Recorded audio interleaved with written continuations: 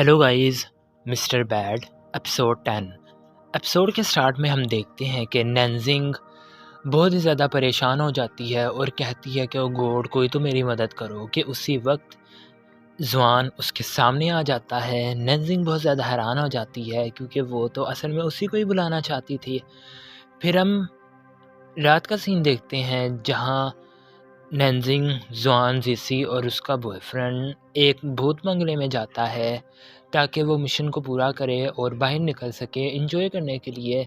तो वहाँ पर इन दोनों को टीमें बनानी होती हैं, दो दो। तो ज़िसी अपने बॉयफ्रेंड के साथ टीम बना लेती है और ये ज़ुआन के साथ टीम बना लेती है।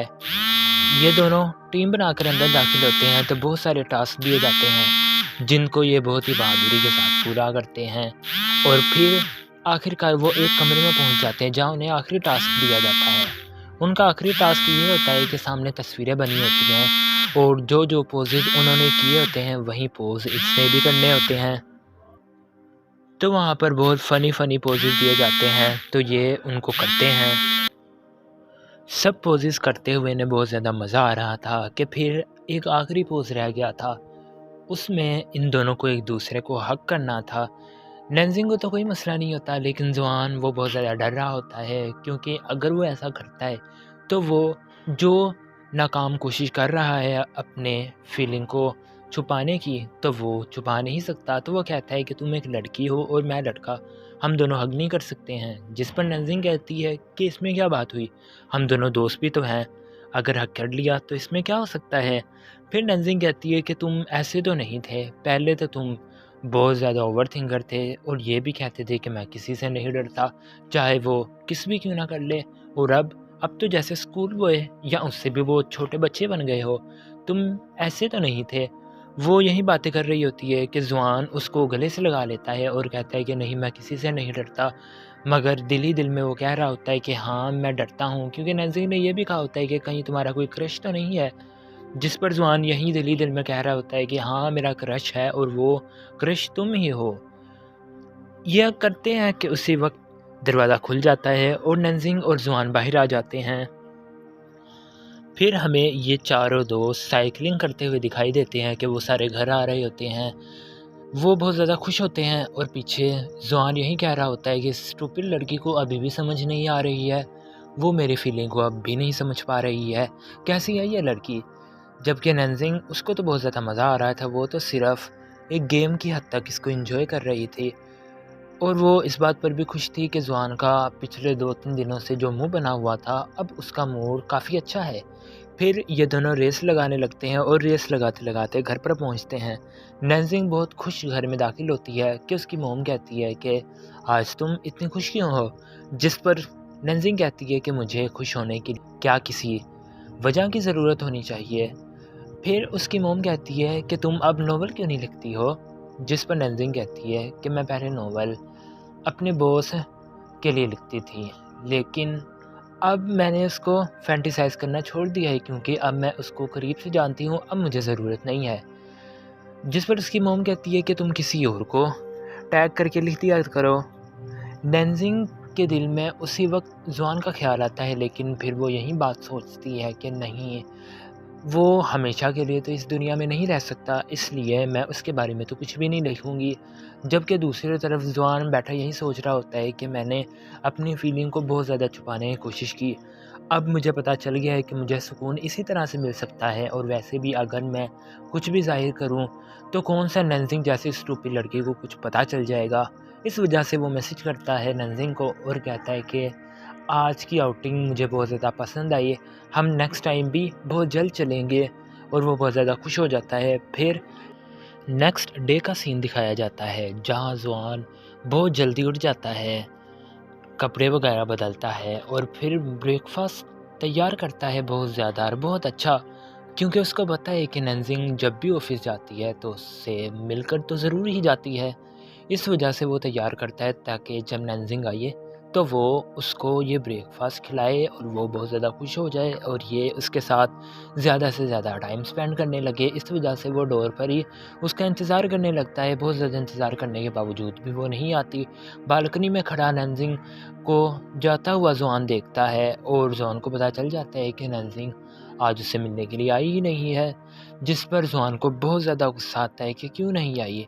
जब नेंजिंग ऑफ़िस पहुंचती है तो वहाँ मिस येकिन बैठी होती है, जो कि उसी का ही नॉवल पढ़ रही होती है, जिसमें उसने ज़ू कैन को हीरो बनाया होता है और ज़ुआन को विलन।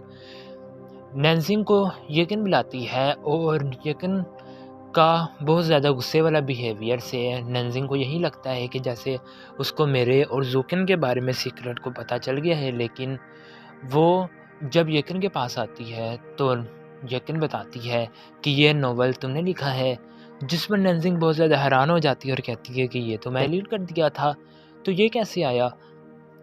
जिस पर येकिन कहती है कि क्या तुमने इसमें मेन लीड में तुमने अपने आप को और हीरो के तौर पर ज़ूकैन को रखा है और तुम्हारे नेबर ज़ुआन को विलन रखा है। जिस पर नेंजिंग सैड हो जाती है और कहती है कि नहीं, ऐसी बात नहीं है, मैं डिलीट कर दूँगी। जिस पर येकिन हँसने लगती है और कहती है कि नहीं, मैंने स्टोरी पढ़ी, बहुत ज़्यादा अच्छी स्टोरी है। फिर वो राइटिंग कंपटीशन वाला आर्टिकल दिखाती है और उसको और ये भी कहती है कि तुम भी इसमें हिस्सा लो और मुझे तुम्हारा ये नॉवल बहुत ज़्यादा पसंद आया और मुझे पता है तुम ही ये विन करोगी। जिस पर नेंजिंग की सांस में सांस आ जाती है। फिर नेंजिंग को ज़ूकैन अपने ऑफिस में बुलाता है, तो जबकि ज़ूकैन ने तो उससे यही पूछना होता है कि मेरा दोस्त है जिसको येकिन बहुत ज़्यादा पसंद है, तुम बताओ कि वो उसको डिनर पर लेकर जाना चाहता है तो उसको क्या क्या पसंद है। नेंजिंग को बहुत ज़्यादा टेंशन हो रही होती है कि अपने उससे मसले सॉल्व नहीं हो रहे हैं और अब वो ज़ूकैन के मसलों को भी सॉल्व करे। जबकि दूसरी तरफ हम ज़ुआन को देखते हैं जो कि नेंजिंग को मैसेज करता है, लेकिन नेंजिंग बहुत ज़्यादा टेंशन में होती है, इस वजह से वो तो उसके मैसेज का रिप्लाई ही नहीं देती है। फिर ज़ुआन उसके ऑफिस के बाहर आ जाता है और आखिरकार उसको कॉल कर देता है और ये भी कहता है कि मैं नीचे खड़ा हूँ, हम लंच के लिए जा रहे हैं तो तुम जल्दी से मेरे पास आओ। जिस पर नेंजिंग कहती है कि नहीं, मैंने नहीं आना। जिस पर ज़ुआन कहता है कि अगर तुम नहीं आओगी तो तुम्हें मेरा पता है, मैं ऊपर आ जाऊँगा। नेंजिंग को पता था कि ये कहता ही नहीं बल्कि करके भी दिखाता है, तो आखिरकार वो मान जाती है कि ठीक है, मैं आ रही हूँ। फिर ये दोनों बैठे होते हैं रेस्टोरेंट में खाना खाने के लिए। तो ज़ुआन बहुत ज़्यादा अजीब बिहेव करता है कि जैसे उसके साथ वाली नेंजिंग उसकी लवर हो। वो उसी तरह की बातें करता है और इसी तरह की हरकतें करता है, जबकि नेंजिंग को तो कुछ समझ ही नहीं आ रही थी। और खिड़की की तरफ देखते हैं जहाँ उसके कोलीग्स वगैरह इनको देख रहे होते हैं। उनको तो पहले ही शक था कि नेंजिंग और ज़ुआन के दरमियान कुछ चल रहा है और जब ये कुछ देखते हैं तो वो भी इनके पास आ जाते हैं। ज़ुआन को बहुत ज़्यादा गुस्सा आ जाता है क्योंकि वो उसके साथ अकेले में मिलना चाहता था, अकेले में टाइम स्पेंड करना चाहता था, लेकिन उसके कोलीग्स वो बहुत ज़्यादा भद्दे सवाल भी करने लगते हैं कि बताओ तुम किस शहर से हो, तुम करते क्या हो। ज़ुआन को बहुत ज़्यादा गुस्सा आ रहा था, जिसका अंदाज़ा नेंजिंग को भी हो रहा था। ज़ुआन फिर एक सिक्का एक कुलीग के मुंह पर मारता है और उसकी चाय गिरा देता है और फिर नेंजिंग का हाथ पकड़ के उसको अपने साथ वाली टेबल पर बिठा लेता है।